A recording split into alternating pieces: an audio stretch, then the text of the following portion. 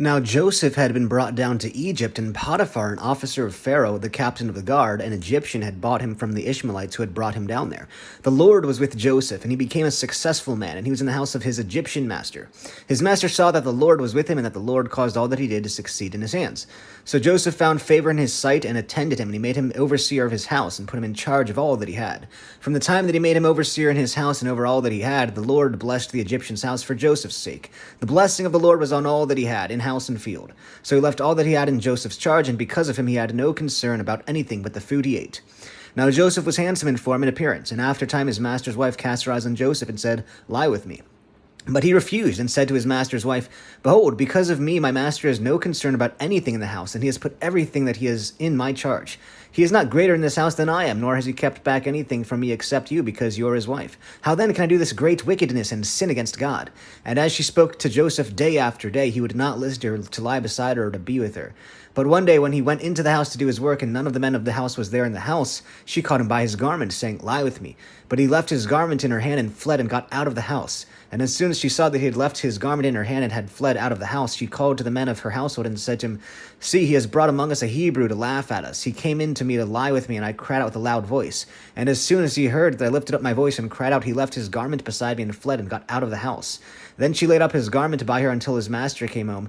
And she told him the same story, saying, "The Hebrew servant whom you have brought among us came in to me to laugh at me.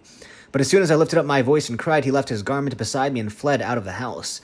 As soon as his master heard the words that his wife spoke to him, "This is the way your servant treated me," his anger was kindled. And Joseph's master took him and put him in the prison, or the place where the king's prisoners were confined, and he was there in the prison. But the Lord was with Joseph and showed him steadfast love and gave him favor in the sight of the keeper of the prison. And the keeper of the prison put Joseph in charge of all the prisoners who were in the prison. Whatever was done there, he was the one who did it. The keeper of the prison paid no attention to anything that was in Joseph's charge, because the Lord was with him, and whatever he did, the Lord made it succeed. Sometime after this, a cupbearer of the king of Egypt and his baker committed an offense against their lord, the king of Egypt. And Pharaoh was angry with his two officers, the chief cupbearer and the chief baker, and he put them in custody in the house of the captain of the guard, in the prison where Joseph was confined. The captain of the guard appointed Joseph to be with them, and he attended them.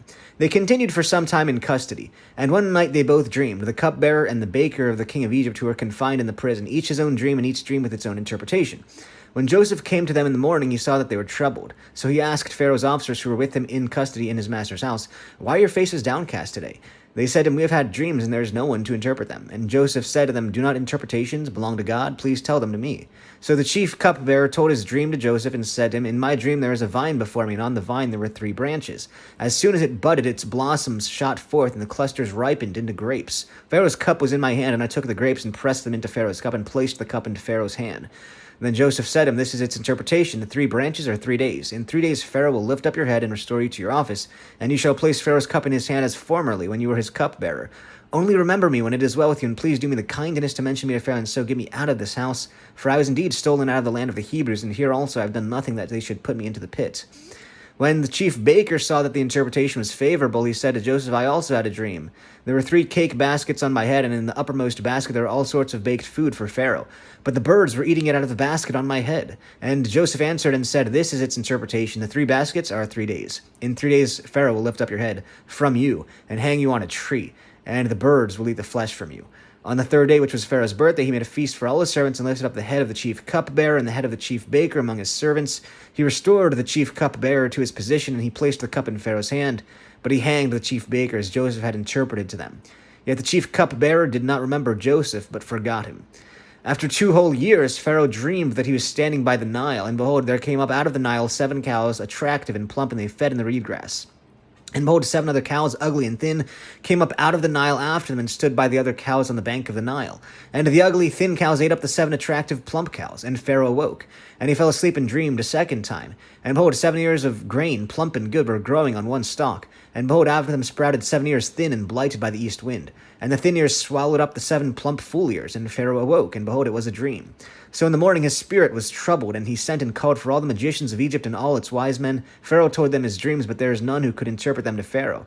Then the chief cupbearer said to Pharaoh, I remember my offenses today. When Pharaoh was angry with his servants and put me and the chief baker in custody of the house of the captain of the guard, we dreamed on the same night, he and I each having a dream with its own interpretation. A young Hebrew is there with us, a servant of the captain of the guard. When we told him, he interpreted our dreams to us, giving an interpretation to each man according to his dream. And as he interpreted to us, so it came about. I was restored to my office, and the baker was hanged. Then Pharaoh sent and called to Joseph, and they quickly brought him out of the pit. And when he had shaved himself and changed his clothes, he came in before Pharaoh. And Pharaoh said to Joseph, I have had a dream, and there is no one who can interpret it. I have heard it said of you that when you hear a dream, you can interpret it. Joseph answered Pharaoh, It is not in me. God will give Pharaoh a favorable answer. Then Pharaoh said to Joseph, Behold, in my dream I was standing on the banks of the Nile. 7 cows, plump and attractive, came out of the Nile and fed in the reed grass. 7 other cows came up after them, and poor and very ugly and thin, such as I had never seen in all the land of Egypt. And the thin, ugly cows ate up the first 7 plump cows, but when they had eaten them, no one would have known that they had eaten them, for they are still as ugly as at the beginning. Then I awoke. I also saw in my dream 7 ears growing on one stalk, full and good. 7 ears withered, thin, and blighted by the east wind, sprouted after them, and the thin ears swallowed up the 7 good ears. And I told it to the magicians, but there is no one who could explain it to me.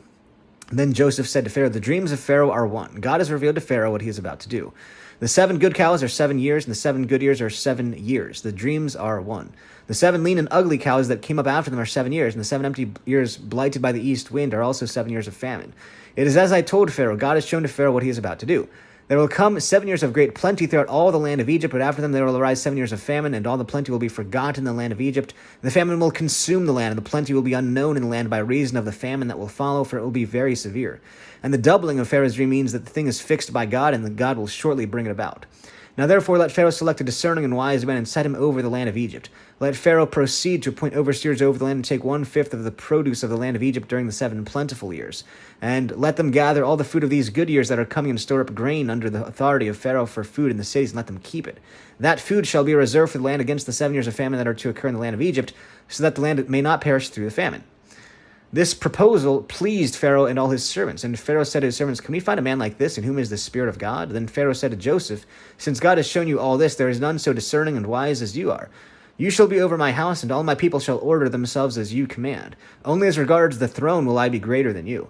And Pharaoh said to Joseph, See, I have set you over all the land of Egypt. Then Pharaoh took his signet ring from his hand, and put it on Joseph's hand, and clothed him in garments of fine linen, and put a gold chain about his neck. And he made him ride in his second chariot. And they caught out before him, Bow the knee. Thus he set him over all the land of Egypt. Moreover, Pharaoh said to Joseph, I am Pharaoh, and without your consent no one shall lift up hand or foot in all the land of Egypt.